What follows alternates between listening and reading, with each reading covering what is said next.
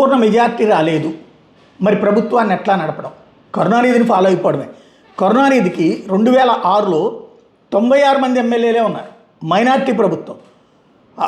Congress party అప్పుడు బయట ఉంది, 34 మంది కాంగ్రెస్ తరపున గెలిస్తే బయట నుంచి మద్దతు ఇచ్చింది. ఇప్పుడు విజయ్ కూడా టీవీకే 108 గెలిచి కాంగ్రెస్ 5 గెలిచింది. ఇప్పుడు కాంగ్రెస్ ప్రభుత్వంలో చేరుతుంది అనడానికి సిద్ధం. అయితే బయట నుంచి మద్దతు లోపలికే అన్నటువంటిది, అంటే వాళ్ళ నాయకులు అయితే లోపలికే రావడానికి సిద్ధంగా ఉన్నారు. ఇంతవరకు డిఎంకే ఏఐఏడిఎంకేలు మంత్రివర్గంలో కాంగ్రెస్ని తీసుకోలేదు. దాదాపుగా 1967 తర్వాత కాంగ్రెస్ పార్టీకి మంత్రి పదవులు దక్కలేదు. కాబట్టి ఈ దఫా వాళ్ళు మంత్రులుగా చేరడానికే సిద్ధంగా ఉన్నారు. రాహుల్ గాంధీ కూడా అందుకు సిద్ధంగా ఉన్నాడు, ముందుకు ప్రొసీడ్ అవ్వమంటున్నాడు.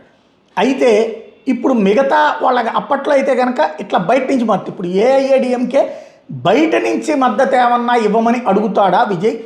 అలా ఇస్తే దినదినగండం నూరేళ్ల ఆయుష్ లాంటి పరిస్థితి ఉంటుంది. ఎందుకంటే అంశాల వారీ మద్దతు అంటారు. అప్పుడు బయట నుంచి మద్దతు కాబట్టి లెక్కేం కాదు. ఎప్పుడు విజయ్ కొంచెం తేడా వస్తుందనగానే బయటికి వెళ్ళిపోవచ్చు. అప్పుడు పెద్ద తలనొప్పి అవుతుంది. ఏం జరుగుతుందో చూడాలి.